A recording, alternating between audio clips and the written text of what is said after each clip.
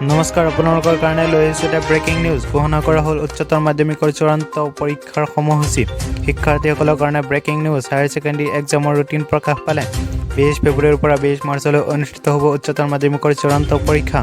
ঘোষণা কৰা হ'ল উচ্চতৰ মাধ্যমিক চূড়ান্ত পৰীক্ষাৰ সময়সূচী শিক্ষা সংসদে ঘোষণা কৰিলে পৰীক্ষাৰ সময়সূচী 20 ফেব্ৰুৱাৰীৰ পৰা 20 মাৰ্চলৈ অনুষ্ঠিত হ'ব পৰীক্ষা 9 বজাৰ পৰা 12 বজালৈ আৰু আবেলি 1:30 পৰা 4:30 অনুষ্ঠিত হ'ব পৰীক্ষা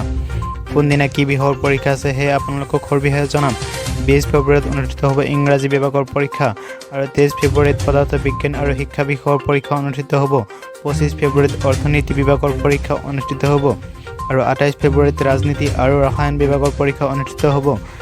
আৰু 2 মাৰ্চত মাতৃভাষাৰ পৰীক্ষা অনুষ্ঠিত হ'ব এই মুহূৰ্তত আমাৰ হাতত ৰুটিন আহি পৰিছে আপোনালোকে ৰুটিনখন ডাউনলোড কৰি ল'ব পাৰিব ডাউনলোড কৰাৰ কাৰণে মোৰ ভিডিঅ' ডেসক্ৰিপচনত লিংক দিয়া আছে তাৰ পৰা আপোনালোকে ৰুটিনখন ডাউনলোড কৰি ল'ব পাৰিব